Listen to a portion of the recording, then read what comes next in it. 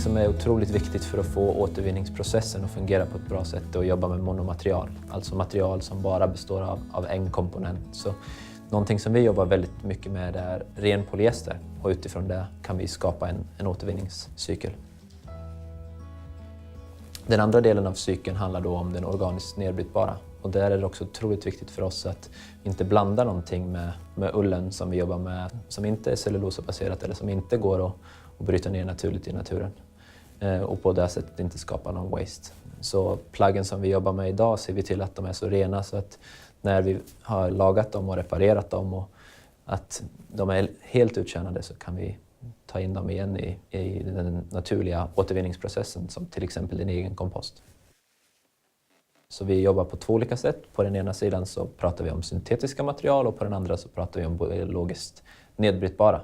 Men när vi gör antingen eller så ser vi alltid till att hålla dem helt rena. Och genom att hålla dem så rena som möjligt så ser vi till att vi inte behöver separera fibrerna efteråt utan att fibrerna direkt kan bli nya pellets och gå in och extrudas till nya fibrer och på så sätt bli nya material. Den enda egentligen manuella hanteringen man behöver ha på det här plagget är att ta bort sliden här, den lilla metallbiten som sitter längst ner och motsvarande upp till liksom för att landa i en ren återvinningsprocess. Ofta så pratar man idag om att jobba med material som är återvunna och så blandar man samman dem med en annan typ av material, men det man skapar då är waste. Det känns som att det finns många olika metoder på ett labbstadie för att ta sig an hur man separerar fibrer, men att det är svårare att få det till praktiskt. Till exempel hur återvinner man mixen av elastan och pyramid och bomull liksom, eller om man tänker sig alla stretch jeans som finns idag där man har bomull men också många fall en viss mängd stretchfiber liksom. Det finns ett otroligt behov av att ta sig an den typen av innovation också för att kunna liksom, se allt material som har producerats idag som en råvara snarare än någonting annat. Som första företag i Europa så lyckades vi med bedriften att göra ett plagg som var helt återvinningsbart. Så att vi tog plagg från gamla skoluniformer, återvann dem och utifrån det skapade ett material som sen kunde återvinnas. Och någonting som känns otroligt roligt är att vi har kvar både materialet och produkten och är något uppdaterat i dagens kollektion. Så att det känns som att vi har lyckats skapa någonting som håller länge. I produktutvecklingsfasen så har vi många parter som är med och jobbar med utvecklingen av produkter. Inte bara designteamet i sig och dess olika kompetenser, men vi har också vad vi kallar friends. Människor som lever den drömmen vi vill leva på något sätt. När de är ute 200-300 dagar per år och ständigt har möjligheten till att prova produkter och testa produkter och känna hur de funkar i den miljön som vi alla vill vara i. Det är först då man skapar produkter som är riktigt bra.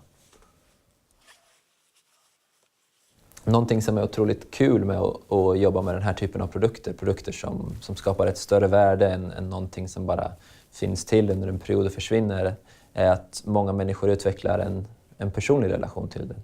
Kanske ett av mina favoritexempel är från en av våra friends, Carl Lundberg, som ganska nyligen kom in med en av sina äldre power hoodies. Jag tror att de var 8-9 år gammal och bytte ut dragkedjan i den för att den såg fortfarande ut som ny i materialet, men att han hade fått något tjing med dragkedjan och behövde kitta upp den inför nästa äventyr som han var på väg på.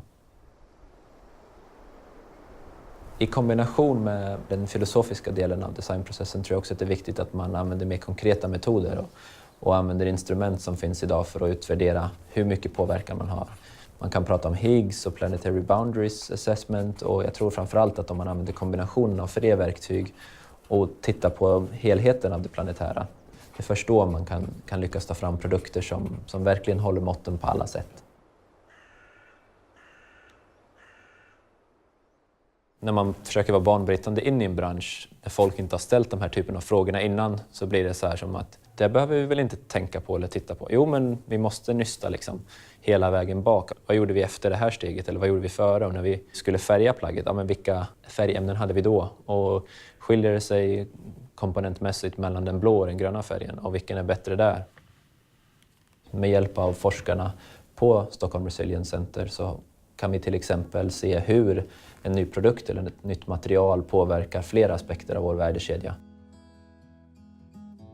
För oss är det otroligt viktigt när vi tar fram nya innovationer och när vi skapar saker som kan på något sätt hjälpa oss alla på planeten, att vi delar med oss av det. För att på något sätt så ser vi att kunskapen kanske egentligen inte ägs av oss utan den ägs av oss alla gemensamt. Vår mentalitet av att ständigt dela den här typen av innovationer även till våra konkurrenter i det långa loppet har fortsatt att sätta oss i en sits som gör att många suppliers, många partners vill jobba tillsammans med oss. I och med att vi har möjligheten att jobba med partners som ligger väldigt långt fram och konstant flyttar gränser så händer det att människor också tar efter det vi gör, vilket vi känner bara är inspirerande och som visar att vi är på rätt väg framåt. Bland annat en större amerikansk supplier som vi har jobbat med har valt att blanda in en tydlig mängd återvunnen fiber och har det som en stark målsättning så som de går framåt. Och det är otroligt inspirerande att se hur man som så litet svenskt bolag kan påverka större bolag på det sättet.